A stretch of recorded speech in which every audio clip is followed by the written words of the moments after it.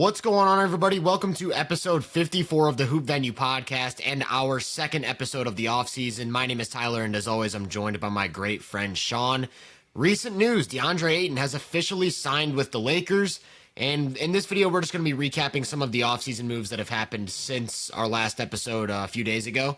And yeah, I'll just throw it over to you, Sean. What are your initial thoughts, reaction to Deandre Ayton, Los Angeles Laker? I think there is a real possibility that depending on what the Lakers do with their backup center options, whether they go out and get a trade or whether they use the biannual exception, which is a little bit more than $5 million to go see if you can steal Al Horford away from potentially going to Golden State. There's a real possibility this is the best overall center rotation the Lakers have had since 2020. Overall center rotation. Like not talking about AD because obviously AD would be the best center. Maybe 21. Like I like the combo or the trio of AD, Gasol, and Drummond. Like before Gasol got sick, he was pretty fine. Let me ask you, if you count AD as a 4, what if you and then you get Ayton Horford, would this be the best center rotation since like Bynum? Yeah. If we're counting AD as a 4, which actually you could count AD as a 4 in 2020 and 21. He only really played the 5 against Houston, it feels like, full time. Yeah. So, this would be the best center rotation. God, that's terrible. A decade plus. That's crazy. And I know you did a video on Ayton, so we can have a back and forth here. There are some concerns about Ayton I think are somewhat justified. Like, you're going to have the motor. You're going to have – I think some people might be concerned about the shot selection at times and just consistently punishing the defense, if you will. I think there's like a lot of glaring positives too. I think Ayton is legitimately a fine to good defender. I think he was in a pretty bad scheme fit for himself last season where it's this ultra deep drop where JJ Redick's not going to do that. JJ's drop is a little bit higher, a lot bit higher actually. And then secondly, if we're talking about offensive scheme fit, the biggest thing the Lakers struggled with last season was switching post-Luka trade, like attacking switching. And now Ayton is legitimately he's a legit post-up mismatch. Like you could throw it in the post to DeAndre Ayton and he could legitimately win a one-on-one where post-Luka trade, that wasn't an option. We're going to switch and Jackson Hayes has no, I'm going to quote Stephen A. Smith here. He has no post move put to memory going against, I don't know, Jaden McDaniels in the post. Man, that's a bad example, but you get what I'm saying. Alexander Walker. Alexander Walker, better example. And then obviously if you drop or hedge against Luka, that's just an automatic death sentence, right? So yeah. And then if you hedge, then the Lakers just get to play numbers games where they legitimately were actually pretty fine at when they got the opportunity to. So legit lob threat, elite play finisher.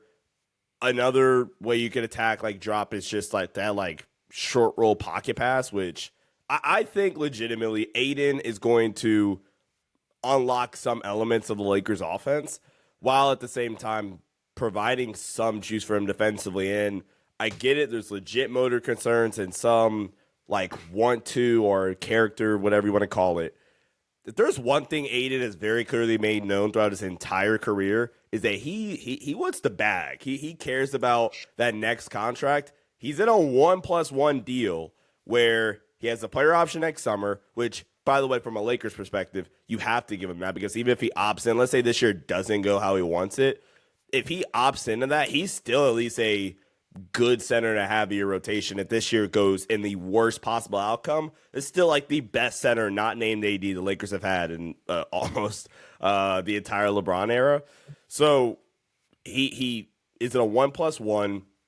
Why does he not have every incentive to come to LA, be on a team that is attempting to contend, and prove his value to go get the bigger bag next summer? So I think it's a win-win. I think it makes sense for both sides. And yeah, we can have a more in-depth conversation on Ayton, but I think it makes sense and elite value for the Lakers. Yeah, I'm admittedly higher on Ayton than the general consensus. Like that's kind of been a running thing with us. Like I'll always bring up Ayton. I kind of called the Ayton to the Lakers thing back in, it was a while ago. We were talking about like ideal center fits for the Lakers, and I said Jared Allen was a name I threw out there. Ayton was on my short list of guys who I think would be a really, really good fit with the Lakers, especially on offense, like you said. The play finishing This is a guy who over the last 5 seasons has made 76% of his shots at the rim, 58% of his hook shots, and 51% of his mid-range jumpers. Like, think about how dynamic of a pick and roll scoring threat that is against or next to a guy like Luka. Like, not only is Luka a drop coverage killer, so is Ayton. You can't let him just walk into 50% mid-range jumpers or get to those little hook shots at will.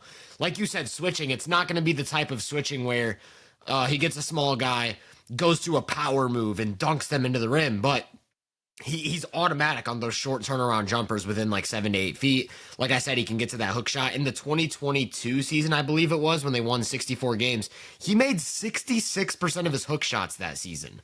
Like, that is a mismatch killer, dude, because you can't contest it. He's 7 foot with a 7'6" wingspan. The guy's a giant. He's a freak vertical athlete who's got one of the biggest lob radiuses in the league. Yeah, dream pairing next to Luka. You're going to take the good with the bad. Like, there are drawbacks. Yes, he doesn't play assertive or physically dominant on offense, and that can really make you scratch your head because you look at how big he is. But he's got this high center of gravity. He's very lengthy. Like, what a lot of people don't realize with Ayton is he's got similar measurables to Kevin Durant. Like, Kevin Durant is, 6'11" with a 7'5" wingspan, and he weighs like 240. Ayton's 7 foot with a 7'6" wingspan and weighs 250. So it's not like, I don't know why people expect him to be this brute force. That's just not the type of physical athlete he is. He's more of that like finesse. I'm super mobile. I'm super vertically gifted. You can't really keep up with me. That's my advantage. And I think that's kind of what gets overlooked in all of this. When you have that fluid of an athlete with that much touch, yes, he's reliant on someone to create offense for him. And on a team with Luka, Reeves, and LeBron, I don't know if there's literally a better possible situation. Like, it could sound far-fetched to say, but I don't think it's out of the realm of possibility that Ayton's a 20-point-per-game scorer for the Lakers if he's playing big minutes. Like, just feasting off of the occasional switch, but mostly lobs, short pocket pass jumpers. And he's not a great playmaker, but he does have the facilities to make a good pass out of the short roll, continue moving the ball around, and just like make the right decisions as an offensive player. So I do think just a beautifully gifted offensive player that really doesn't get enough credit for what he does well on the court. Like I said, there are drawbacks. The lack of assertiveness is a real concern, and you kind of touched on it with the shot selection, but in general, just shying away from contact. This is a guy who in the last 2 seasons is averaging 1.5 free throw attempts a game, which is like really freaking alarming for someone of that size. Because you even look at Gobert, who's one of the more like offensively limited players in the league. He can consistently give you 5 or 6 free throw attempts a game just by being physically overwhelming. And Ayton's never going to give you that. He peaked in 2023 at 3 free throw attempts a game. But like the actual just efficiency from a shot making standpoint is still so hyper efficient playing off of another playmaker. Like, for him to average 2 or 3 free throws and still give you a 66% true shooting in some of those Phoenix seasons, it's insane. It's insanely valuable. And I hate looking back in time, but like, if you just get the version of Ayton that we saw in the 2021 playoffs or the 2022 season, like, we're talking about a big who probably was pretty close to an all-star caliber player, playing 36 minutes a game for a finals team, giving you like 18 and 12, executing a ton of different defensive schemes well. I feel like a lot of people forget that a big talking point after the 2021 conference finals was Ayton held up significantly better in space against the Clippers 5-out stuff than Gobert did, and he punished the 5-out by being a legit post-up option. He forced the Clippers to go big, and that's just kind of there's variables you get with Ayton that make you more playoff flexible, that especially in the context of the Lakers, like, you're replacing Jackson Hayes in this rotation. It just opens up a world of possibility for you on both ends of the floor. And I guess my last point I kind of want to touch on with Ayton is, and maybe, hopefully, this is the last time on this show I have to bring up Game 5 of Lakers-Wolves. But I can tell you, no, this is a good thing. This is a good thing.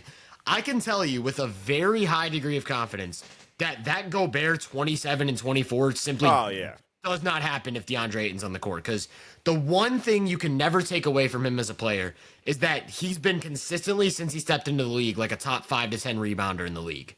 And he will give you a lot of good rebounding, and he'll give you solid rim protection even if he's not blocking shots. So, yeah, motor's a concern. effort consistency is a concern. The lack of physicality is somewhat of a concern on offense, but he's actually a really good post defender, so I don't really worry about that too much on the other end. The other stuff is the off-court things, and I'm just going to be completely transparent. We are not in the locker room. We have no idea what's happening with these players outside of the game. We don't know if what's going on is a smear campaign. We don't know if there's legitimate concerns.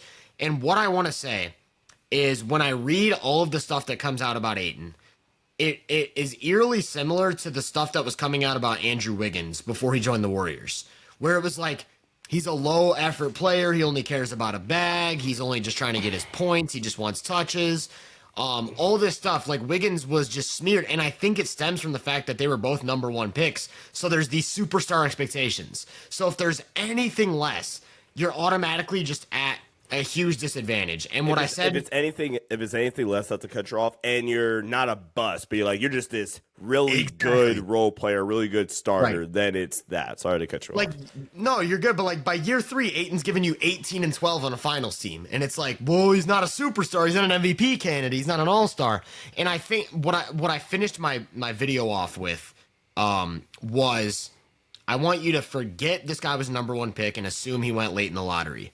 Forget everything you've ever heard about him, essentially, and just take the player at face value. A hyper-efficient play finisher, can make good reads out of the short roll, can punish mismatches, elite rebounder, solid rim protector, good versatile defender. Just sounds like a really good center. Now you're getting him on a bargain because he just got bought out. And I'm not saying he's going to go and transform a title team like Wiggins did in 2022. I don't necessarily think that's the case, but I do think Ayton's a really, really good big. And I do think playing off of Luka, LeBron, and Reeves, we're going to see probably the best version of him on offense. Yeah. I don't think there's anything left to talk about with Ayton, honestly. I think we hit all the hammers with the nail. That is a awful. And I was going to say, you've probably been covering the Ayton stuff quite a bit on your other Lakers channels podcast. I saw you dropped a little 2-minute clip from the school. I was getting roasted in the comments. I'm like, guys, somebody said I was the librarian. Guys, did you not hear me very specifically say I just left? I think I said this in the video. I left practice to record this video. Ignore the background. Sean left Lakers Nation to be a librarian. Like, all right, guys. That's actually hilarious. But so in my video also, I said that the Lakers were a prime destination for Ayton. I actually said that I thought the best destination from a basketball fit standpoint was Detroit. And I kind of want to talk about Detroit for a sec because I do think what they're doing in the offseason right now is simply genius, and they're putting together a really nasty roster around Cade. So you've got all of these defensive brute athletes. You've got Stewart, you've got Duren, you've got Asar Thompson. Should have led with Asar. Yeah, I love Asar. And they're just building this really nice group of I didn't even say Ron Holland. This group of gritty athletic defenders and play finishers around Cade. And then they go out and they start this offseason swinging. They go out and get Karis LeVert as kind of the Schroeder replacement, I think. And LeVert is just a really skilled backup ball handler. Can legitimately run pick and roll, can score in isolation. I actually think he's maybe the most underrated passer in the league. LeVert makes some legitimately really high-level interior passes. So just a guy that you can rely on to create offense and then also play off of Cade if you want to go with 2 guards. Then they signed Duncan Robinson, which I thought was absolutely awesome because Duncan Robinson to me is kind of like an upgraded version of what you had with Malik Beasley, where you're going to get this hyper-efficient three-point shooting at volume, but then you're also going to get, now since Duncan's evolved his game, attacking closeouts, playing off of movement, and getting into the paint for floaters. And I think the big thing is he's going to unlock Duren because Duren's a guy who's already shown the capability to do the dribble handoff stuff and play in the middle of the floor as a passing hub. And now you get the lateral action guy in Duncan Robinson. And we saw it for years with Bam. That 2-man game was automatic. And I think Duncan and Cade together are going to really unlock a new version of Jalen Duren that I just can't wait to see. Yeah, and last season, going back to Karis LeVert really quickly, 1.1, and this is in Atlanta, not necessarily counting Cleveland, but in Atlanta, 1.1 points per possession on ball screens, effective transition score 1.2 points per possession, 66% true shooting percentage in transition. And then if you include pass outs in isolation and in ball screens, 86th percentile efficiency and 92nd percentile efficiency. So like you said, really, really skilled backup ball handler. I like this a lot as the Dennis Schroeder replacement. And then they're adding Jaden Ivey back to the fold as well, which I think we honestly, Detroit went on their run. They were pretty consistent for the most part all year. But when they really made their run, it felt like mid-season-ish. It was without Jaden Ivey. They're getting Jaden Ivey back going into year 4. It's about to be a contract year for Jaden Ivey. And he was like low-key starting to like put all the pieces together before he went down. Actually, I forgot what his injury was off the top of my head. Was it ACL? I can't remember, but I do know he went on a stretch of like he was starting to really consistently score 20 or at least close to 20. And he really was growing as like an off-the-catch slasher next to Cade. So you add that back, and I'm going to really quickly throw it out there simply because it's a rumor for right now. If this team gets Malik Monk, bro, we'll be on cloud 9 if this team also just somehow adds Malik Monk to this team. Talk about completely, and again, part of this is because they lost Ivy last year, but talk about completely in a playoff setting, just completely revamping your secondary guard creation outside of Cade. Yeah. Just revamped. You get Ivy back healthy. You bring in Karis LeVert, who I think from a creation standpoint is an upgrade over Dennis Schroeder. And then if you add in somehow Malik Monk via side and trade for Dennis Schroeder, I mean, like, come on, man.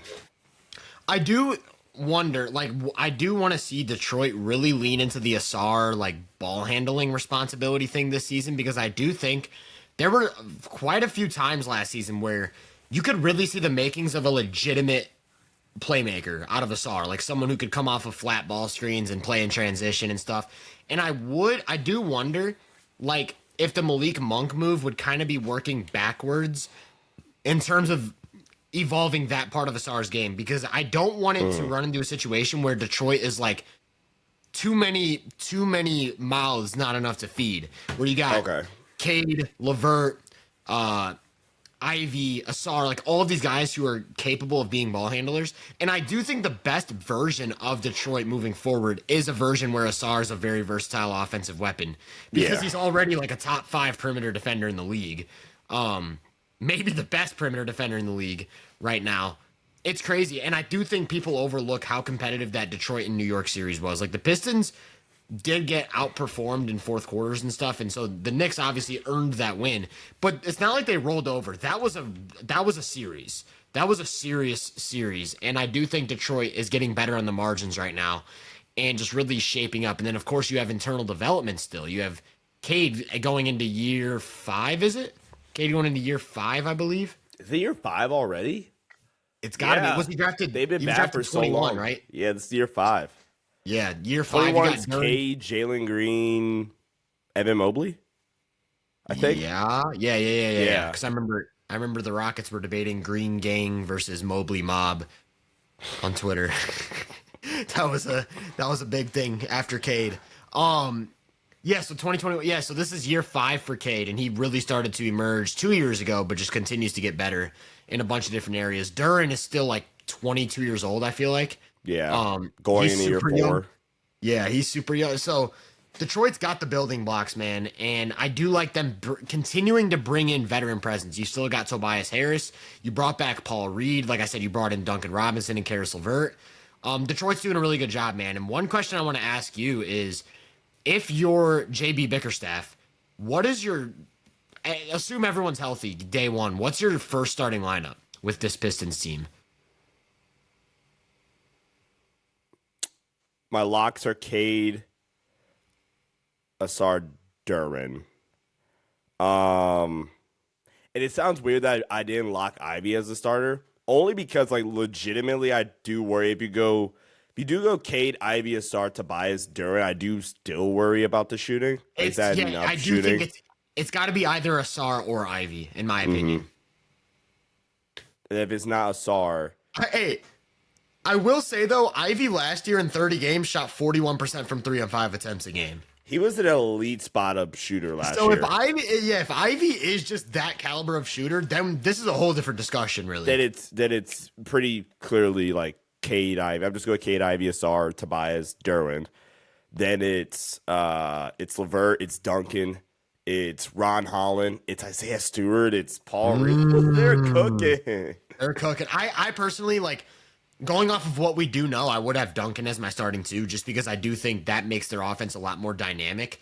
And then I love the idea of, like, these offensively slanted non-Cade lineups. Like, imagine you go to a staggered lineup of, like, LeVert, Ivy, Duncan, Tobias Duren. Like, that's a nasty. really nasty lineup. And then you go Cade with all of the athletic athletes. Like, you go Cade, we'll say Ivy for this lineup. Cade, Ivy, Ron Holland, Asar, and Stewart or something. Like, Yeah. Go straight. We're getting all the stops, and Cade go carry us for 3 minutes. Yep. I love what the Pistons are building, man. But I do think they're still riding on, like, a leap from Asar or just somebody, like a leap from Ivy. Like, someone needs to step up and be that. Which was the funniest thing ever, because I opened Twitter the other day, and the first thing I saw was that it was 2 back-to-back tweets about how Cade should request a trade. And I was like, what? What? And it was because of the Malik Beasley stuff.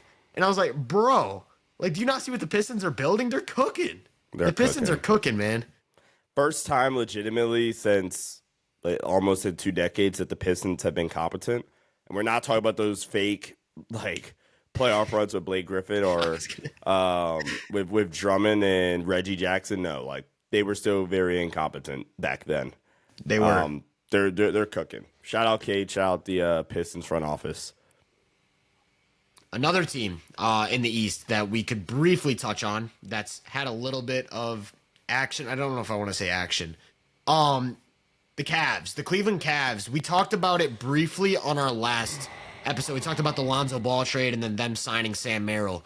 You lose Ty Jerome. We kind of knew that they were preparing for that with the Lonzo trade. They just simply didn't have the money to pay Ty Jerome. And then Ty Jerome comes out and says he wasn't even presented with the option of returning, which is a little bit weird. But I just wanted to quickly add, they brought back Larry Nance Jr., which in my opinion is like a 10 out of 10 move. Larry Nance Jr. is awesome. He's a legitimate playmaking hub you can play the 3 through 5. He's kind of been a sneaky knockdown shooter for extended stretches over the last 2 seasons.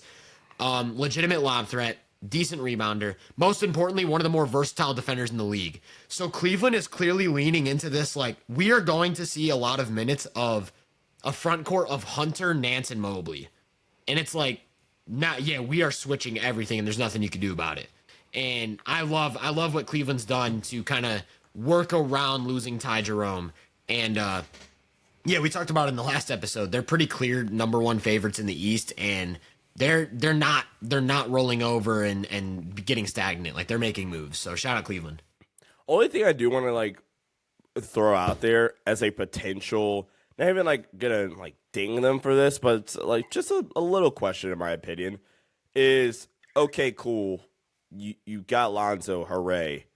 But you couldn't like wait to do that. You could have at least like feel out. If that's what Ty Jerome got, you could have feel it out and okay, cool. The idea is, well, Ty Jerome can't defend. Okay, cool. So you trade your best POA point of attack defender for Lonzo. And yes, I do like Lonzo, but I do worry or wonder a little bit if they are putting too much, like all their eggs in the Lonzo Ball is going to be healthy. Lonzo Ball is going to be able to do X, Y, Z for us, which I like Lonzo when he's healthy, but like that's the biggest key. You're booked for 30 games of Lonzo, and everything else after that is a hopeful is wishful thinking. So just a side question mark. I think it is kind of crazy. I didn't even know Ty Jerome said that.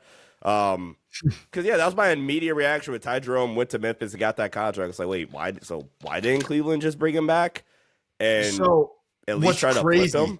What's even crazier about that is on Ty Jerome's contract, I think his average return is like $9 million a year. Lonzo's getting like 11. Do you know what's crazy? You know who they just signed for over $9 million a year is Sam Merrill. Sam Merrill. They chose Sam Merrill over Ty Jerome. So like essentially. Dog, what do you mean you don't have enough money for Ty Jerome? Yes, you do.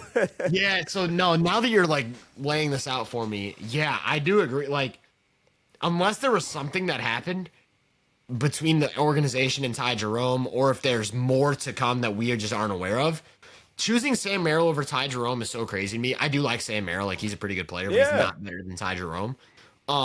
What's crazy to me is like there's also the prospect of Ty Jerome was so bad in the second round that the front office was like, nah, we can't even win a championship with this guy. So let's just let him walk. Which is still a flawed process, Yeah, in my that's crazy opinion. to me. That's so crazy to me. Like Garland was hurt and Ty Jerome had to be your point guard. Yeah, like, yes. Like, Ty Jerome is. I think the second round proved that Ty Jerome is not an elite, or not even elite's too far, like a really good starting point guard. I think if he's your starting point guard, he's fine in certain situations. But, like, dog, yeah, like you said, Garland was hurt. Donovan Mitchell was playing hurt. Like, Ty Jerome was your only guard that was healthy. I'm not putting the second round entirely on Ty Jerome to the point where it's like kind of like you said, like, oh, well, we're just going to let him walk now. That's how bad the second round was. No, you ignored 82 games and then a first-round sweep. Yeah, so let's just have the Grizzlies conversation because we're talking about Ty Jerome. I think Ty Jerome is actually just a really good backup point guard for the Grizzlies. Yeah. I don't think he's a good defender. I don't think he's a terribly, like, inept defender. Like, he'll just kind of hold his own. He'll be in the right spot at the right time positionally. He's obviously very physically limited. He's one of those few guys who I think actually has a negative wingspan, which is a bit of a problem for someone who isn't a vertical athlete and isn't super agile. But what he lacks on defense, he makes up for with just like really hyper efficient spurts of offense. Like we're talking about a guy who shot above 40% on pull-up threes, made like 56% of his floaters, legitimately good passer who basically never turns the ball over. And so it's like, at the very least, you're getting 20 minutes of reliable point guard production out of this guy. As a pull-up shooter, pick and roll operator, get to the floater. He's pretty decent at generating free throws too, because he's good at using his shoulders to initiate contact and all that good stuff. Like you said, he's not going to be an all-star. He's not going to be a guy who you can rely on to score 20 a game or run the show on offense. But it's like, oh, the other team's going to a bench unit. He's kind of, I kind of like to think of him as like a different version of TJ McConnell. They have completely different play styles, but they're good for the same type of thing where it's like, I'm going to come in, I'm going to give you these 8 minutes of just really, really good production, and I can swing a playoff game off of that. Yeah, and I think for talking about health and banking on your best player's health, Jazz has had a really bad track record of being healthy recently. You go get a top 4 backup point guard in the league at the worst. Right. Heck yeah, good value. Yeah, why not? I like the move for Memphis. And he can easily step in and be a starter if Ja needs to miss some time. Yeah. And if Ja's healthy, you just have a 6-man of the year candidate. Like, it's kind of, bang for your buck, good value. I wonder what that does. So, like, do they trade Scottie Pippen Jr. or? I do wonder, because now you have a lot of small guards. Yeah. Although they do like to run Pippen next to Ja. Yeah. So he could just be the Bane replacement. He could just be the Bane replacement in the starting 5. Which offensively, you go Ja, Pippen, and then do you go Aldama at the 3? Who do you go with at the 3? Are you bringing Wells off the bench? Oh yeah, you got to start Wells. I forgot about Wells because of his injury. So yeah, you go Ja, Pippen, Wells. And Pippen's a pretty good point of attack defender, so it's not like it's a small guard who's bleeding a bunch of defense. Ja, Pippen, Wells, Jaren, and Edey. And then off the bench, they just brought back Aldama on a 3-year deal. He's a pretty solid bench player. Off the bench, you've got Jerome. You've got KCP. Oh, I forgot about KCP. Yeah. So they might actually start KCP. Yeah. I don't know what they're gonna do. It does raise. Yeah, you're right though. It does raise the interesting question. Like they could trade Scottie Pippen Jr. Who do you think? Like, what are some potential suitors for Scottie Pippen Jr. You think? Because Memphis needs wings. It feels like. So let's assume they're gonna flip Scottie Pippen Jr. for we'll say a wing shooter. A wing shooter. I'm trying to see. What team needs a small guard ball handler who's not going to turn the ball over and can like be your full court press guy on defense? Not that it's going to happen, but I think they're going to like rock out and give their young guys a chance. Minnesota, low key. I don't think it happens because I think they're gonna like try to give minutes to Rob going into year 2 and see if he could be the true succession plan to Mike. I would have said Minnesota- Orlando, but they just got Tyus Jones. Yeah, I still might say Orlando. Pacers with the Halliburton injury get a year of Scottie Pippen Jr.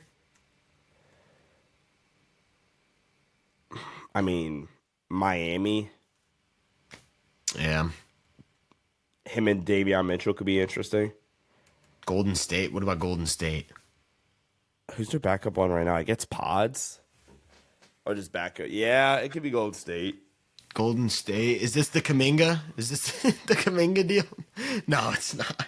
The 17-team sign-in trade. What about the Lakers? Like, I remember he was thrown out there for the Lakers in last, like before the trade deadline.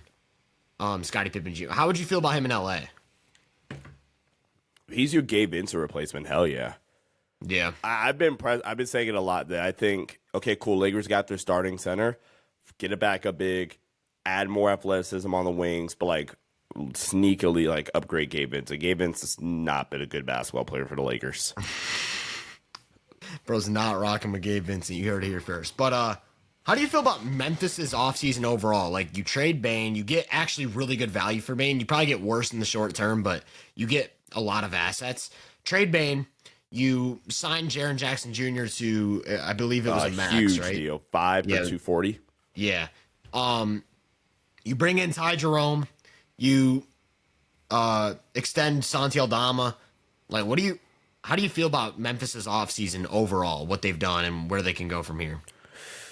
I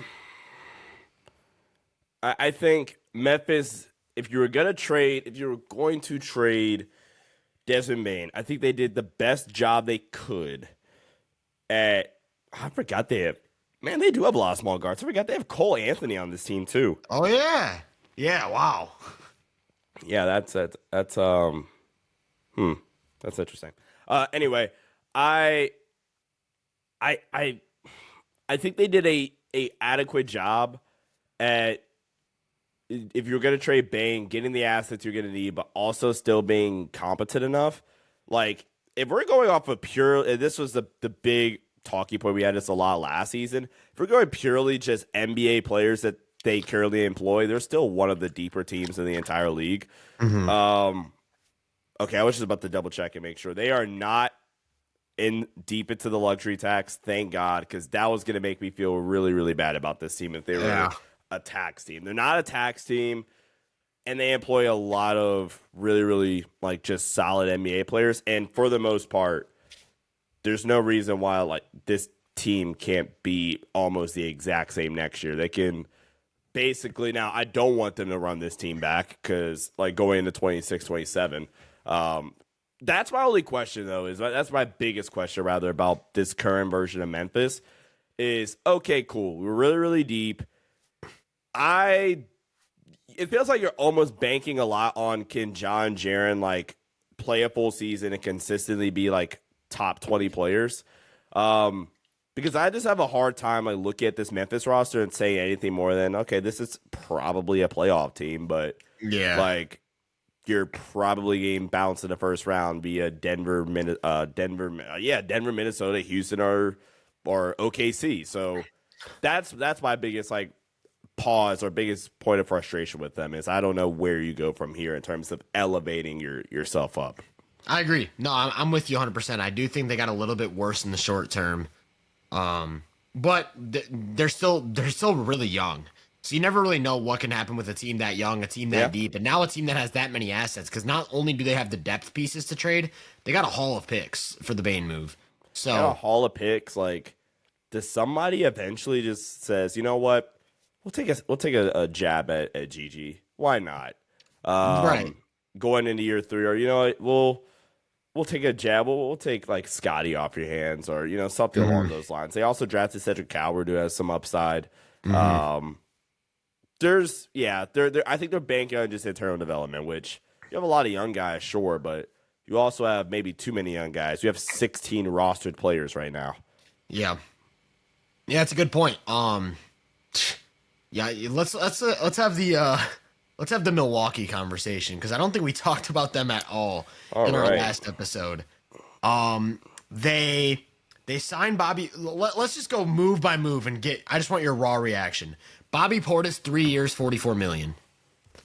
Okay, cool, bro. Is that, you think that's an overpay, underpay? Like, what do you, $15 million a year for Bobby Portis? My perception of contracts is still so skewed. Like, I still view a supermax as like $27 million.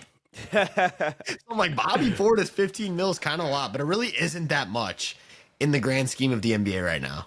Yeah, no, Bobby Portis is only going to make like 8% of the cap this season. Yeah. I mean, like, sure. That's I'm giving great analysis right now, but that's like honest to God, my reaction is like, okay, I guess. Okay, that's fair. 2 years, $11 million for Kevin Porter Jr. I hate that. Really? I don't think Kevin Porter Jr. is a good basketball player. Interesting. Let's have this conversation because I kind of was with you up until that Bucks stretch. Like he had a really good stretch specifically for the Bucks, and maybe they're banking on that just being who he is. But like, what if it isn't? I mean, if it is, then it's not the worst deal in the world. But like, if you're paying him that to be your starting point guard this year, all right, GG's. This season's cooked. Right now, he's their starting point guard. He's their starting point guard. Like, I'm not the biggest fan of this player necessarily, but like, in a low expectation situation, and maybe this isn't the most low expectation situation, but I would have loved D'Lo here. Yeah. If you were gonna do what you did with Dame, which I'm sure that's coming up. If you're gonna do what you did with Dame, okay, cool. Then go get somebody that can at least be an 82 game point guard for you. Oh, and it's crazy because Porter and D'Lo are on very similar deals now. Yeah. So like they probably could have gotten D'Lo. I mean, it's not all about just what you're offering. Like D'Lo maybe wanted to go to Dallas as opposed to going to Milwaukee. Sneaky little reunion with AD, which we'll talk about in a sec. Yeah. More context to what I was saying about Porter's stretch with the Bucks. In 30 games for the Bucks last year, he averaged 12 points and 4 assists on 62% true shooting. So like that's a pretty solid player, but it's whether or not he can sustain that. And then in the playoffs, he did not look like that at all. So yeah, it's a risky move, but we'll have to see if it pans out. I mean, in my opinion, which I'll actually talk about more once we finish these deals, they're kind of just leaning into this. I think Giannis is going to be the point guard, essentially, for this current roster, the way they're building it. And I'm expecting like 8 assists a game out of him, which we'll talk about in a sec, like I said. Next move. I actually really like this. It's so cheap. Taurean Prince, 2 years, $7 million. Great value. Like, yeah, great value. He's just going to be a reliable shooter, and you don't really need anything else from him. Same thing with Gary Trent, 2 years, $7.5 million. Great value. Great value. We were talking about him getting like MLE money a couple years ago. Right, and just shooting like 43% from three. He had like a 10 3-pointer game in the playoffs, and obviously he's very limited outside of that. But there's something to be said about the value of just someone who can make 40% of their threes. Yeah. Get shots up. Miles Turner, 4 years, $107 million. Okay, so I'm going to rope this into an Indiana conversation too. I hate this for both sides. You're effectively paying Miles Turner because what you had to do to be able to free up the money to get him, you're effectively paying him $50 million. Or that is the cost to get Miles Turner is $50 million per year. By waiving Dame, waiving and stretching his contract, which is like $23 million per year for the next 5, which is the duration of the Miles Turner contract. That actually extends a year after the Miles Turner contract. So for 4 years, because I'd honestly be surprised if 33-year-old Miles Turner opts out of a $28.6 million contract. Mm-hmm. So for the next 4 years, you're paying Miles Turner and dead money like $50+ million. So from Milwaukee's standpoint, purely logistically speaking, I don't like it. Fit-wise, sure, it makes sense. Space the floor for you. Easily the most athletic big that Giannis has played with in his tenure. I think you can do some fun stuff defensively with them too. It's your front court. Just optically, or not even optically, but like in terms of the structure, financially, I hate it. And then Indiana, you couldn't pay him this. Like, I don't want to. Actually, I'm gonna say you're kind of cheaping out. Honestly, like I get it. Halliburton's not gonna be here this season, but Okay, cool. This is the guy that's been here for a decade, was the starting center on a team that just went to the finals, was a game away from winning an NBA championship. He might not have had the best finals run. I don't think that played a part in it, honestly. But, dog, just dip it to the luxury tax for 1 year, and then, okay, cool. It won't look pretty right now. But then you have to remember, you're getting Tyrese Halliburton back next season. Like, I really don't like it from either side, actually. I hear you. I think here's my reaction. I'm not even getting to the Pacers side because that's its own separate thing. I think you hit the nail on the head there. The Bucks thing. I have like mixed opinions because from one point of view, this is a dream basketball pairing. Like if you made a center in a lab to put next to Giannis, it would be really close to Miles Turner. The reliable 3-point shooting, the pick and pop game, the ability to attack closeouts and play off the catch, the ability to go up against switches in the post and go to quick scoring moves over the top, kind of like what we talked about with Ayton. The defensive versatility you get with Turner and the fact that he's a legitimately great rim protector like Lopez was, while also having the foot speed and stuff like that. I think it's just a dream basketball pairing. Actually, one underrated aspect of it is Giannis has Giannis ever had a starting center next to him that was really athletic? Like, no, that's what I'm Jericho saying. Like, basketball-wise, it makes perfect sense. Right, but the problem is when you look at the money side of it, it's like, okay, now where do we go from here as a roster? Because we very clearly still are not a championship caliber team. And now we have, like, no more money to kind of go and do things. Like, they're still making minor moves on the margins. They go and sign Gary Harris, cool. They trade Connaughton for Micic, cool. They re-sign Jericho Simmons, cool. But, like, how many of these guys are legitimate 16-win playoff players? Like, 4 of them? Who are the 4? I'm thinking, like, guaranteed. I'm thinking Giannis and Turner. Mm-hmm. I'm thinking AJ Green. I'm going to say AJ Green. I think AJ Green's a championship player. I think AJ Green's a championship player. Okay. Then I'm going to say... I think the list stops there. Hey, Bobby Portis has a championship. Sure. Bobby Portis actually is a proven championship player. I hear you. The one thing I will say about the team, though, really quick, not to cut you off, is, again, thank God this team is not like a first apron or a luxury tax team right now. Thank God. But yeah, my opinion is they're going to go point Giannis, and it's going to be like a starting lineup of... Giannis won't officially start at point guard, but he'll be the point guard, so I'm going to put him at the 1. Like, if this was my team and I was the coach, I would start Giannis, AJ Green, Gary Trent, Prince, and Turner, and just say, Giannis and Turner, hold down the paint. We are going to shoot 50 three-pointers, and Giannis is going to have 40% three-point shooters at all times. And it's like, that offense should be absolutely impossible to guard over 82 games. Go on Missoula ball. Yeah, but even more extreme. Like, we're taking it to new heights. Because these guys, like, at least with Missoula, all of those guys can attack closeouts, play off the catch. No, this is straight, like, Giannis play running back. All of these guys are just going to wait to catch and shoot, and that's it. That's the game plan. And it's like, we'll obviously throw some inverted pick and roll in there. We'll throw some pick and pop in there with Turner. We'll have Giannis play the dribble handoff game quite a bit with AJ Green and stuff. But it's like, no, our game plan is going to be 40% three-point shooters around Giannis, the most devastating interior presence since prime LeBron. And it's like, let's see where we can go from here. And my sneaky opinion is that formula would win more regular season games than what they had this year. Like, I think Giannis and then just any collection of shooters, and that's all you do all game. Like, I think that could be a 50-win team. And that's my hot take. I mean, I like Giannis, but like... And I think Giannis might actually be like a strong MVP favorite right now. I mean, if they're winning 50 games, he better run away with the award. Averaging 35, 14, and 8, 50 wins. What? 50 wins? If he doesn't become the second unanimous MVP in NBA Clearly, history... I'm an optimist about Giannis here, but no, clearly I hate this team, and Tyler's in love with it. I have a vision. And watch, it's all going to get thrown to shreds when they start Kevin Porter Jr. and Gary Harris.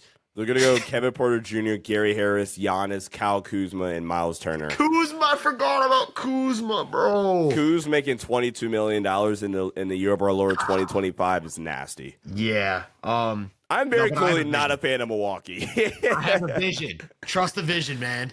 Trust my vision. You just need to just walk with me, man. Just walk with me. Okay. While we're on the topic of confusing teams, you want to talk about Sacramento? Oh, I hate what they're doing. Another team that I just have no clue. Yeah. They trade Monk, bro. I made the joke before we hopped on here. Dang, we got to get some more optimism out of me. Can we talk about the Hawks or somebody after this? Saving the winners. Don't worry, okay. we're gonna finish on a good note. I'm starting to feel a little too sad. I'm over here looking at the time and stuff now. Good. 45 minutes of dogging. No, I made the joke before we hopped on here. I was like, man, the Kings, the vibes were so high 20 months ago. Not even 20 months ago, and now it's all it's like the gloom. That's a terrible saying, but we're gonna run with it. I mean, I don't know what they're doing. I don't have anything to add, really. I don't have anything to add. Like, they signed Dennis Schroeder, they trade Valanciunas, they're trying to trade Malik Monk so they can free up a roster spot for Russell Westbrook. Yeah, I don't really know what the direction is. I don't know what the vision is, and I kind of want to just leave it at that. I don't really want to talk about it. They are a tax team, I think. No, just barely not a tax team. I like all of Sacramento's guys individually. I just don't think it works, and I don't think there's a timeline. Please just get my role players that I like out of here. Please get Keegan. They got Keon Ellis on an absolute steal of a deal. Like, Keon Ellis making, what is it? Did they send him like $3 million or something like that? Yeah, he's in a contract here. Yeah, so Keon Ellis, he had a team option, $2 million. That is crazy value for Keon Ellis. Yeah, they got to play him this year now, please. Hey, he was playing a little bit once they fired Mike Brown. But no, in all seriousness, Sacramento, I don't know what they're doing. What about Toronto? Oh my God. Oh God. We're keeping it positive around here. So positive. Toronto's just another team that I love a lot of their guys individually. Although admittedly, I'm not the biggest Quickly fan. We kind of had this conversation a little bit off camera. I think the biggest problem, I think actually the real problem, and I love him a lot, actually, really do love Scotty Barnes. The problem is they're building this roster like Scotty Barnes is like a top 15 to 20 player on the planet. He's just very clearly an ideal number 2, or even more ideal number 3. And they're kind of building the roster like Scotty's a top 10, top 20 player. Yeah, they're building it for like Scotty Barnes to emerge into a 26 point per game scorer. Yeah, when it's just like he's just not that, honestly, and I don't know if he's ever going to be that. But their collection of young players I'm really, really intrigued by. Grady Dick, Kyle Murray Boyles, who they just drafted, Jacoby Walter, Jamal Shedd, Jonathan Mogbo, who they really like. They have fun players. Like, I think RJ, I think he had a little injury midseason along with everybody else. RJ was having probably the best start of a season in his entire career before he got hurt. I don't know what they grabbed Brandon Ingram for. And then that's the thing about Toronto. They just do. You want to talk about randomness? They might be the most random team in the league in terms of like they are a tax team. They're a first apron team, and they're over the luxury tax for a team that at best is a play-in team. Like I don't see a realistic outcome where they're a top 6 team in the East next season. Yeah, I take Milwaukee over them as a top 6 team, and we just heard how pessimistic I am about Milwaukee. I think what's weird too is like the contracts they're giving out. Like, I think Jakob Poeltl's a good starting center. $28 million a year for Jakob Poeltl is just crazy to me. Like, I don't see the vision there. Think about it this way. Like, you could go back and forth on who you'd rather have as your starting center between Poeltl and Ayton. Ayton's making what? $7 million. Well, he's making Portland money too, but from the Lakers, $7 million. You're getting Ayton on a fourth of the contract that Poeltl just signed. Yeah. Like, that's what's crazy to me. That's what's crazy. And maybe it's just because Ayton was like there's a weird case there.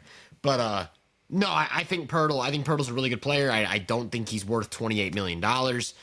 Like you said, Scotty Barnes, I think would be an amazing number 2 or number 3 as like this do-it-all connector. They're priming him to be a number 1 scorer, and that's like the one area of his game that you can point to as a legitimate weakness is that he's not I don't even want to say weakness, but a non-strength. Like he's not a half-court break you down scorer. That's just not what he is. But if you get him playing off of an advantage, you get him playing in transition, he's a very switchable defender. Really, really good player who can replicate the value of a number 1, but just simply isn't an offensive centerpiece or focal point. And I think that's where Toronto's kind of messing up. Or I don't want to say like missing the mark, we'll say. Yeah, so next season, so not this upcoming season, but next season, they're committing to their projected starting five, $163 million to a starting five that I don't think gels all the way together. Yeah, and probably doesn't win more than 35 games. Yeah. And then the next year, that's when Jakob Poeltl's contract kicks in. The only person out of the projected starting five that won't be here will be RJ Barrett. And that's it. They don't extend him. He's now extension eligible. So that's honestly the biggest problem here, I think, is at some point Toronto's going to be serious and like try to make a push for contention in the East. I think it's you package some of these other starters and some of the combination of role players and just young depth they have, because they, again, legitimately have intriguing young depth pieces that I think other teams would find incredibly valuable. That's the way I think I'm building Toronto out is, okay, I don't know how much value Brandon Ingram has at this point, but Brandon Ingram and Grady Dick and who, like, what can that, you know what I'm saying? Like, fielding out some combinations of your veteran starting pieces and some of your young depth, and and key in on, okay, Scotty's the guy we're obviously as a cornerstone piece. Which one of these young guys? Okay, maybe it's CMB, Kyle Murray Boyles. Okay, cool. It's Scott. We really, really value Scotty, Kyle Murray Boyles, and Jacoby Walter, for example. Okay, cool. What can combinations of these other starting caliber players that are making a lot of money plus young pieces, what can that get us? And I think it won't happen this year, but after this year, I think that's the way I'm trying to build out if I'm Toronto. Yeah, I'm with you.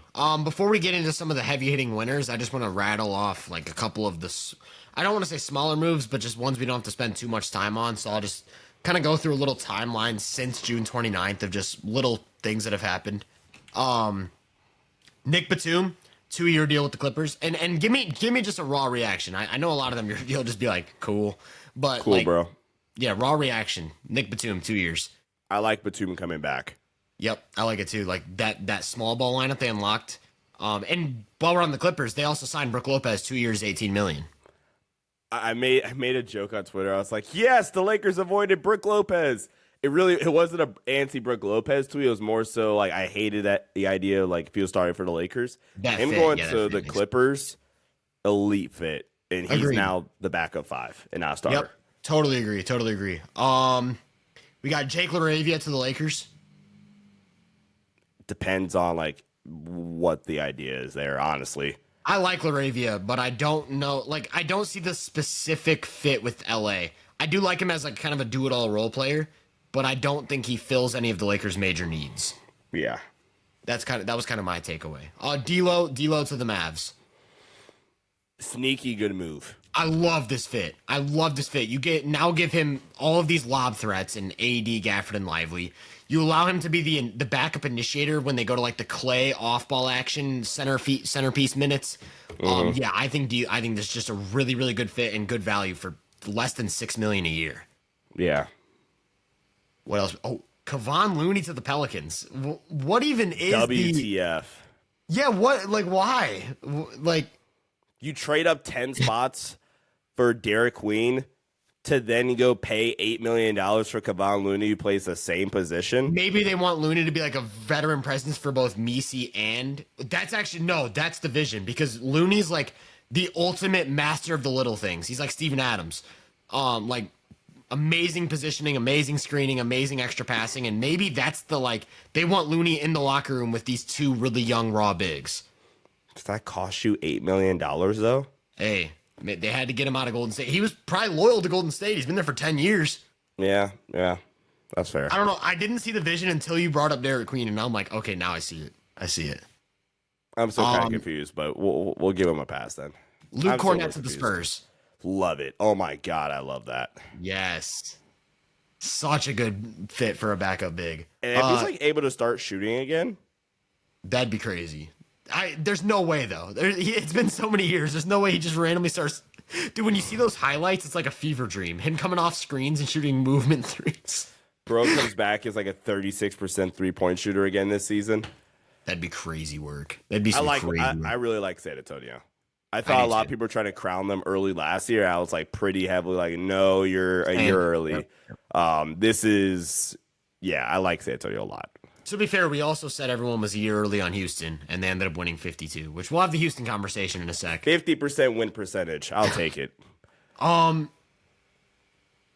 Trey Jones back to the Bulls.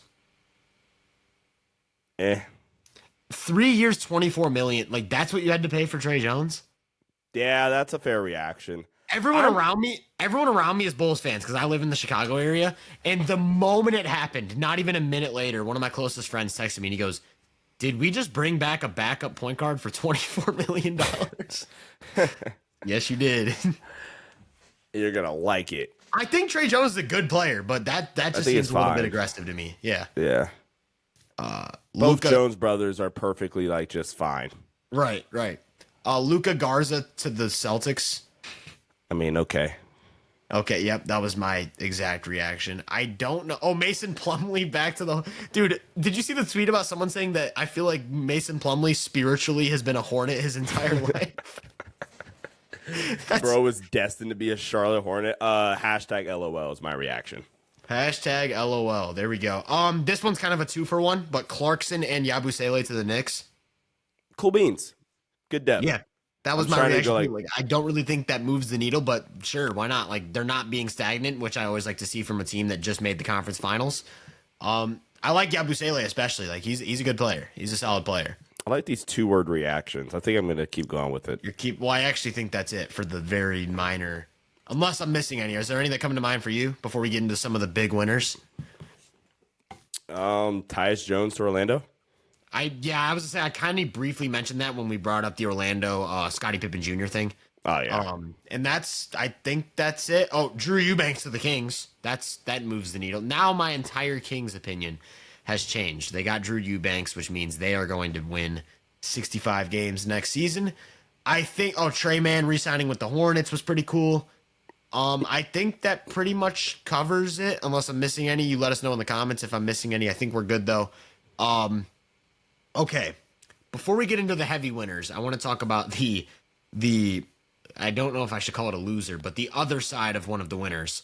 We're still doing the loser side? Well, God. really. Like, this is related to the winner. I was going to bring up the Cam Johnson trade and like what the Nets means for the Nets. So let's start on the Nets side because I don't want to have a long conversation about Brooklyn. Like, what do you make of this move for Brooklyn? From Brooklyn side of things, getting MPJ and getting the extra first round pick in 32 I think it is. And it's unprotected as well. It is unprotected. The one thing that like kind of it's not even really a cap shedding move. I thought MPJ was about to be expiring. He's on the same like length of contract compared to Cam Johnson. Honestly, MPJ just go like jack up shots. It's a MPJ Cam Thomas show. We have 8 billion point guards to pass you the ball. It's about to be some nasty hoops going on. All seriousness, like shrug. You get the pick in 2032, which is in theory past Jokic's prime. So because Jokic is what 30. I think so. Yeah, he's or like 30. 30. So you're looking 7 years down. That's insane. We're trading for like a 6th grader right now, but that's crazy. That's crazy when you think of it like that. But anywho, like I could see the idea of picking up what could be a valuable first round pick 7 years down the road, and it's just Brooklyn further admitting that we are a long ways away. We are not a good basketball team yet, but you pick up more assets. I like Jordy Fernandez a lot, actually. Yeah. And they're clearly banking a little bit on some of these younger players. I mean, for God's sakes, you drafted 5 players. You better be banking on some of them. Banking on your internal development and your development program with Jordy Fernandez, getting more assets long term. I mean, you got the worst player in the deal. That sounds pretty harsh, but you got you did get the best value player wise, but like, I don't mind it personally. You're admitting you're going to be bad, and if they get a top 3 pick this year, I mean, they got screwed. Well, no, they did. They were actually a little too good to start last year.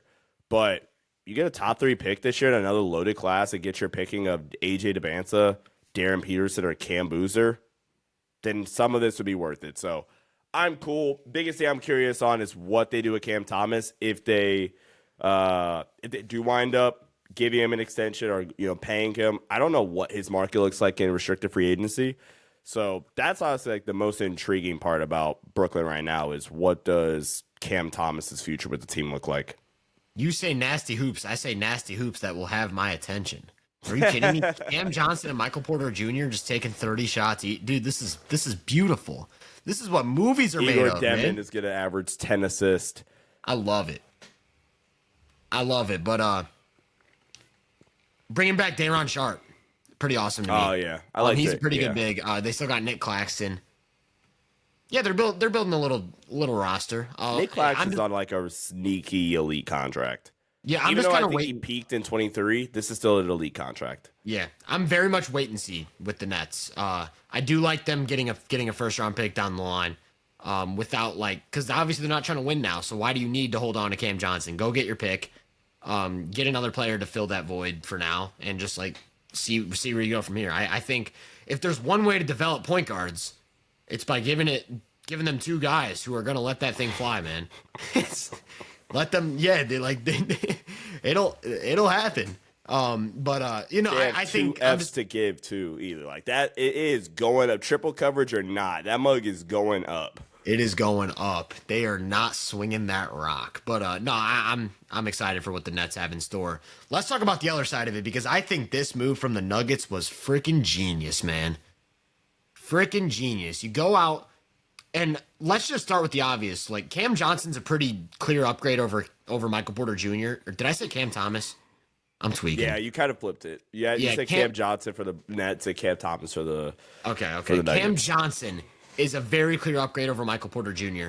In my opinion, you still get the big movement shooter, but you get a much better decision maker, a much better ball handler, a much better passer, a more technically sound defender and better perimeter defender.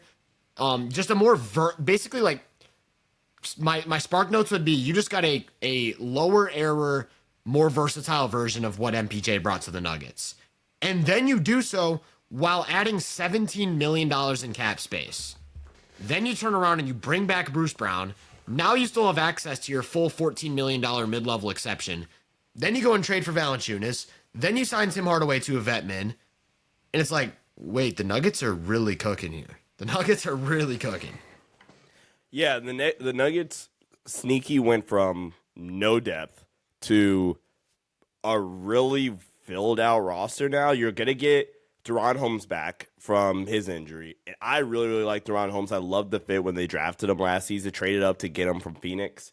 I think they have 10 real NBA players now, where last season it was maybe 7 on a good day.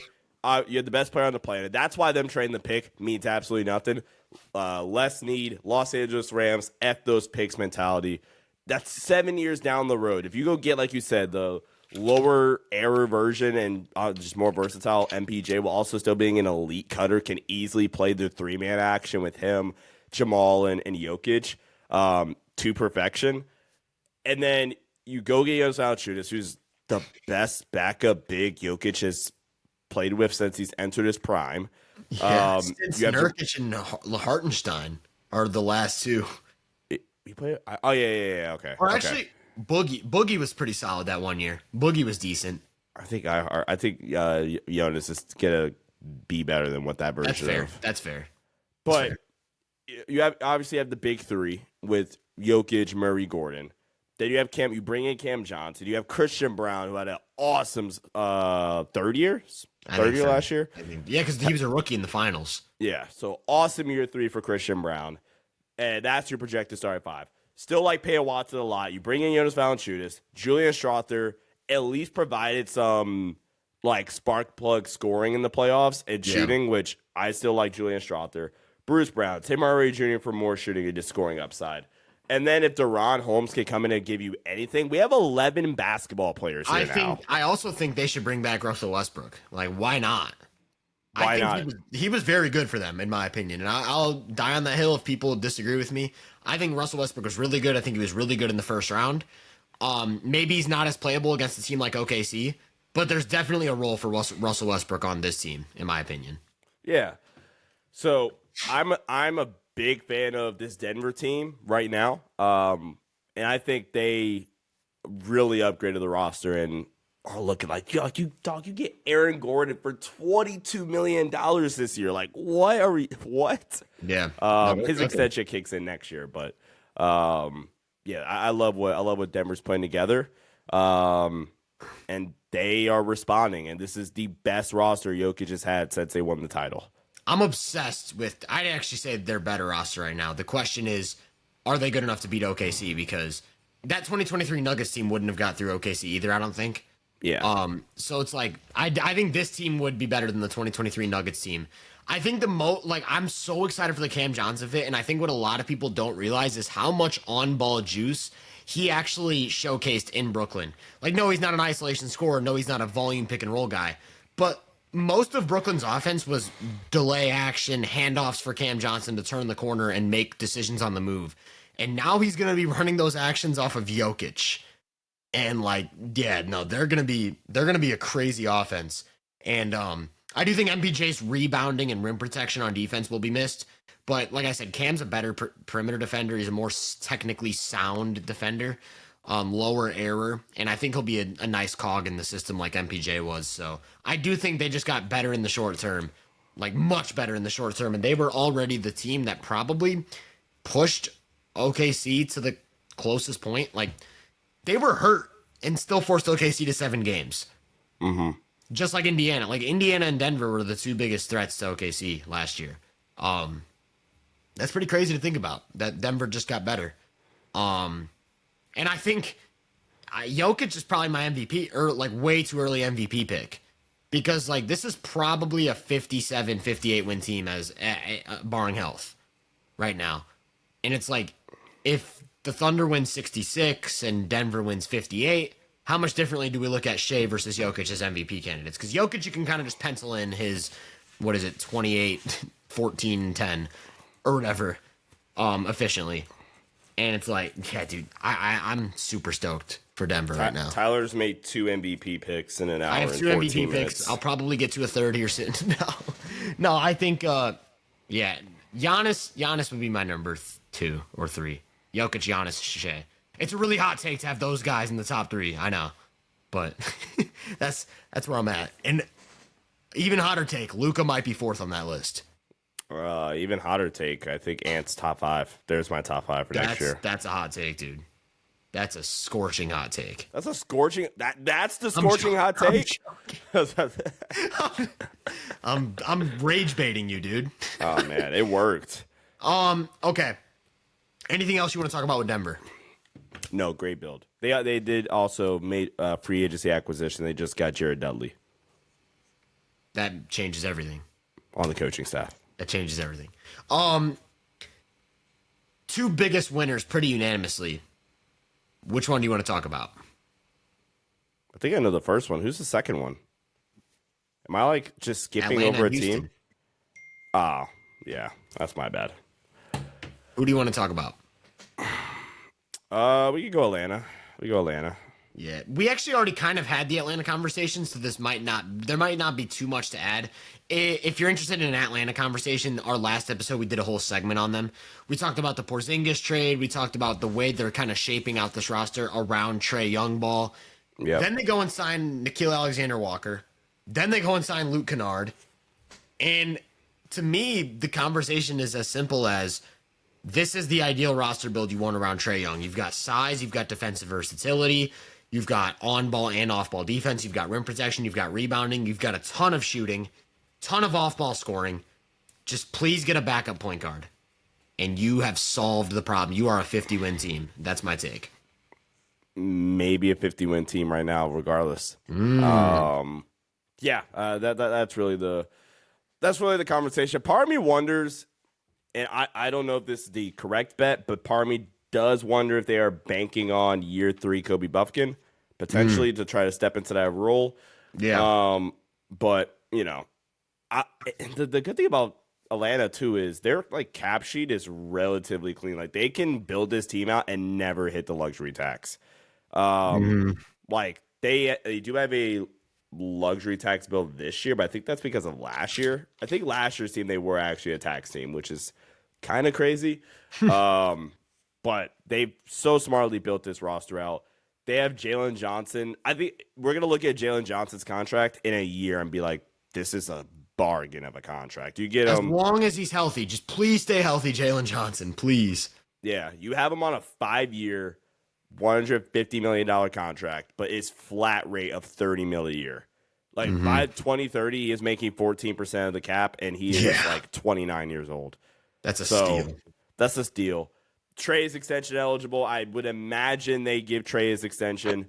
I think it's August 6th or maybe it's August 2nd. I couldn't tell you. It's not popping up, but love what Atlanta's doing. Yeah, and so we've had this conversation continuously throughout the entire season and even a little bit in this episode. Just the value of having playable NBA players, especially in the playoffs. Just players who can go on the floor and not bleed value in the playoffs. And I think OKC and Indiana just showed us that is pretty much the key to being a champion in this new CBA type of environment. It's like, no, goodbye super teams. We need 9 players. We need 8 players who can all just come in and give us spot minutes and keep our team fresh. Indiana's superpower was that their players were always more fresh than other teams down the stretch. I think Atlanta's building out a roster that has a lot of NBA players. Like the 3 guys they've added, Kristaps Porzingis, Nickeil Alexander-Walker, and Luke Kennard, all very clear playable playoff players. Trae Young, Jalen Johnson, Okongwu, Risa Shea, Daniels. That right there is your 8. That's your 8 right there.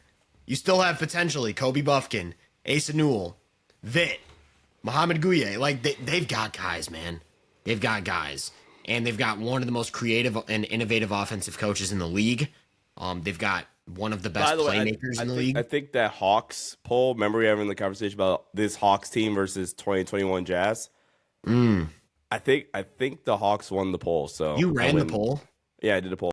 Yeah, I would still take the Jazz in 5. I can't believe. Oh wait, no, we're not talking about team. We're talking about offensive. It was just offense. Offensive chess pieces for Quinn to work with. I'm still taking Utah. Yeah, pretty clearly.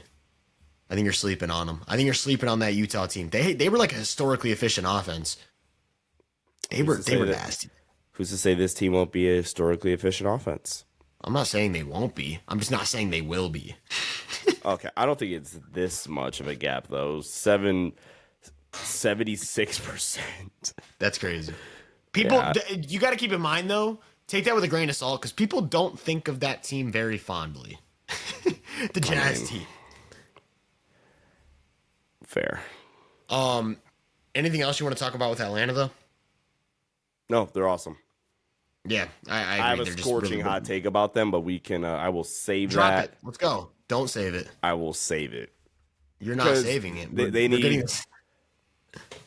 No, I'm gonna save it because I don't even all the way believe it yet. They get a backup point guard, then I'm getting in dangerous territory though. Okay, and we're gonna come back to this in the next episode. And if you don't believe it anymore, you're dropping what it was. Okay. We are getting this opinion out of you one way or another. Okay. Last team that we could talk about, and arguably the biggest winner of the offseason so far, has been the Houston Rockets. We already talked about the Kevin Durant trade, that fit, the way he improves their shot making. We talked about last year, one of Houston's only flaws going into the playoffs was that they didn't have a go-to offensive action. Kevin Durant isolations generated 1.16 points per possession last year, which is just like unfathomably efficient. Yeah, we're looking at a team that just won 52 games and got drastically better by trading for Kevin Durant. Then they go out, They signed Jabari Smith to a 5-year extension. They bring in Dorian Finney-Smith.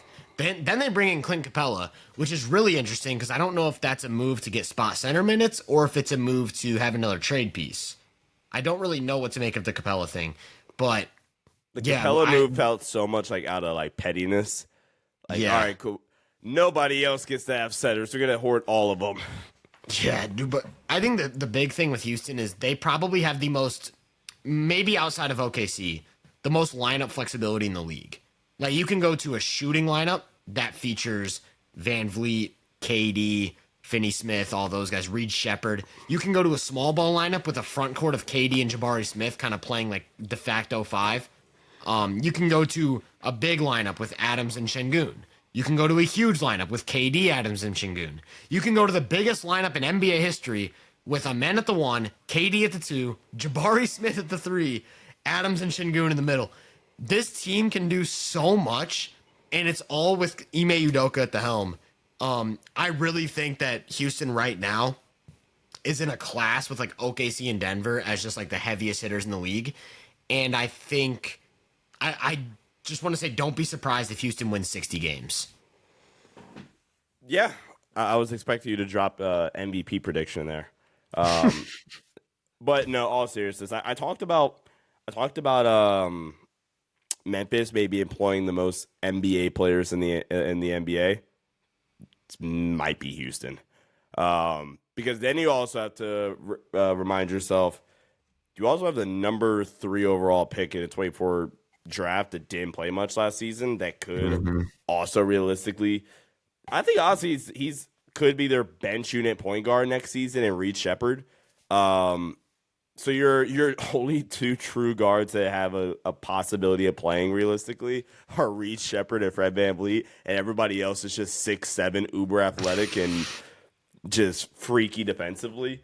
Yeah. I would imagine they extend KD, even if it's just like a LeBron-esque 1+1. I don't think it's not like asset-wise you gave up a lot for him, but I think you can really just lean into this version of the team and just give yourself a bit longer of a window than what it is technically currently is. Because if you don't extend KD, then it's just a 1 year. It's just a 1 year process. Where if you build this out and you extend KD, like I said, kind of 1+1. Okay, cool. Now at the very least, okay, cool. We have a 3 year window of KD. Let's go for it. Yeah, this roster is insane. Ime Udoka is the top 5 to 7 coach on the planet. And they're very clearly, I think it's them and OKC maybe, but very clearly one of the 2 best defenses in the NBA this season. I'll respect Orlando, so I'll say 3. Orlando always just finds their way to becoming a top 3 defense, regardless of if they're healthy or not. Look at this roster top to bottom. It's kind of crazy. Yeah. Yeah, they're a tax team, but oh well. This is a tax team you pay for. Right. And they can legitimately win a title this year. Yeah. No, they actually, 100%. Last year they had 2 superpowers, in my opinion, as a team. One was the defense. They were the number 5 defense statistically, but you could argue they were actually the second best defense in the league.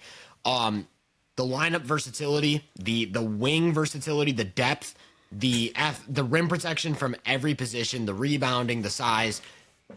I don't think they actually got any better or worse as a defense since the offseason. Like they lost one of their go-to man defender in Dylan Brooks, but they replaced him with 2 big switchable forwards who can protect the rim. So it's like, okay, we just changed it up a little bit. We're still going to be a top 5 defense. Their other superpower was the fact that they averaged 15 offensive rebounds a game as a team, which was the most in 22 years. The last team to average that many was the 2003 Warriors. So maybe the best offensive rebounding team relative to era ever. And between Green and Brooks, they lost a combined 1.5 offensive rebounds. So that isn't going to skip a beat. The only reason they're going to be a worse offensive rebounding team this season is because they're going to make more shots because they have Kevin Durant. There's going to be less offensive rebounds. That's literally the only, they're going to be just as good. They're just going to grab less because they're going to make more shots. Is there a stat? I'm sure it is offensive rebounds per chance, basically. I feel like that's an analytic. It has to exist. And Houston's going to run away with that still. Yeah, but 100%. And they were the 24th ranked team in true shooting percentage last year. They just added Kevin Durant, who shot 79% at the rim, 53% from mid range, and 43% from the three, 64% true shooting. They were also dead last in passes per game last season, so I do think there needs to be a shift to more of a motion-heavy offense, and I think the next step for Şengün is, can you be a playmaker from the perimeter? Can you be a passing and screening hub? Because now you fully unlock KD as an off-ball scorer if you run more through Şengün, and that kind of is the one downfall of this roster as a championship-caliber offense, is that their perimeter playmaking really lacks, and so I think one of two things really has to happen for this team to be able to get past OKC. One, like I said, fully unlock Şengün as like a top of the key Sabonis, Jokic type of playmaker, and lean into that as part of his primary skill set. Two, Amen Thompson leap, because for all of the drawbacks with Jalen Green, the one thing he really consistently brought was downhill pressure, like dynamic pick and roll scoring, collapsing the defense on his drives. You need Amen to be that guy, because if not, you don't have that on the roster. There's no one on the team who can consistently break down the defense as a slasher. And you kind of need that. Like, we've seen every championship team has that. So those are kind of the two question marks for me. But I will say the other underrated part of it is you just brought in KD and Finney Smith, who instantly become the two most reliable spot-up shooters these players have seen. So now Şengün post-ups should become an even bigger thing. It'll be easier for guys like Van Vliet to run the pick and roll. Yeah, I think Houston got much better on offense, but I think those two things, the unlocking Şengün as a perimeter creator and an Amen Thompson lead, those are the two things that will ultimately determine how competitive they can be with OKC. I do wonder, like, philosophically, I wonder if MA is going to be able to make that shift offensively. That's what's tough. Yeah. That's never he did do that in Boston with Tatum and Brown. And granted, these are different archetypes, and the roster he has now is a completely different roster than even last year's Rockets team, obviously, right? Because I will say one good sign is that in the first round against the Warriors, as the series progressed, they started using Şengün as like a point guard and inverted pick and roll and stuff, and that was a nice shift. Where it was like, okay, they're very clearly willing to try a bunch of different things with Şengün. Mm-hmm. So maybe they just go to a whole, because like with Adams, they already do a lot of this stuff. They put him on the pinch post, they run split action and stuff, and he hits those tight windows. Why not do that stuff with Şengün and KD? I think I'm trying to think about the landscape of the West. And really quick, I was thinking about defenses off the top of my head. I also have Dallas in that same, like, I think the top five are just going purely defenses. It's got to be OKC, Houston, Orlando, and, like, Dallas. And then you can still probably throw, like, a Minnesota in there. Golden State probably is still in there, too, depending on what Draymond and Jimmy look like. Yeah. They could get a credibility bump. Credibility bump. I like that. That's funny. So last thing I want to ask you is, based on what we've seen in the offseason so far, who would you take in a playoff series, Rockets or Nuggets? Rockets or Nuggets? I think Denver's the better team. I think I'd probably pick Houston. I think Houston's I think Houston's an awful matchup for Denver as currently constructed. What makes you say that? I mean, if we're just going like comparing like Houston's defense, Denver's offense, Amen Thompson's going to have Jamal Murray in hell. End of discussion. Yeah, I see it. And then actually, if Houston kind of goes in the direction offensively, that's like my biggest question mark about Houston. Clearly, as a team, like you pointed out, I thought Houston last year was a little too stagnant offensively, and their best method of offense was probably two-man game Fred and Şengün. As my monitor goes out, so okay, never mind. We're still on. If we're still kind of seeing the same version of stagnation, and Kevin Durant's offense, for example, is just not saying this is bad method of offense. Do not quote me. But if Kevin Durant's primary method of offense is just purely here's the ball from like 17 feet and one-on-one isolation to death, like okay, but why does my monitor keep going out? Okay, but you know, that doesn't cause Denver to do anything out of their norm that they're frustrated by, if that makes sense. Whereas if they make an offensive shift like you did, like you kind of described, now we're forcing Denver to have to guard multiple actions at once and having to, and there we go. There's now the complete monitor Sean shift. is losing it right now. Man, it doesn't want me to get this Rockets take off. Yeah, I think Houston's just a bad matchup, and then they could also throw the size at Denver. Yeah, okay. I'm just Yeah, gonna we need to stop wrap talking. this up immediately. This is getting out of hand. Sean's getting hacked live on the podcast. One last thing I want to add with the Rockets is that they didn't sacrifice their young core. Like, if this Kevin Durant experiment doesn't work, it's not like they're gonna have to salvage a future. Şengün and Jabari are both 23, I believe, or is it no Şengün? I think Şengün and Jabari are both 23. Men's 22, I want to say. I could have that backwards. It could be men's 23. I don't know. Their guys are all below 23 years old. Is my main point. Shepard's 21. They've got a young core still. So if the KD experiment for some reason whatever doesn't work, they're still very much in a good place for the future. So Rockets are awesome, man. Anything else you want to add on any of these teams or free agency at all? No, I'm glad my monitor wanted to stop glitching out. This team's so. I forgot about Tari Eason. Yeah, they got a squad, man. They got a squad. I feel like that the ends of our episodes are always so hectic. Like sometimes if we record late at night, it's just me clearly losing it as I like fall asleep. Now we get you getting drop some knowledge in the chat. Drop some knowledge in the chat. You getting just hacked just now. Like we're just we just have the most hectic endings, and it's always a sign that we're just yapping for a little bit too long. So we really appreciate you guys listening to this episode. If you somehow made it all the way through. If you're listening on Spotify or Apple, 5-star ratings are always very much appreciated. Let us know down in the comments what we missed or what your takes are on any of these moves at all or teams or whatever. Make sure to follow us on social media. Sean's on Twitter at Sean_DAVI. He's on Instagram at Sean_Davis23. He's on YouTube at the Los Angeles Lakers Network and the Sports Headline Show. I'm on all social media platforms at Hoop Venue or at Britton_. And of course, my main channel, Hoop Venue on YouTube, is where all of my primary content goes. Like I said, we really appreciate you guys listening, and we will catch you guys next time with the biggest winners and losers of the offseason in episode number 55.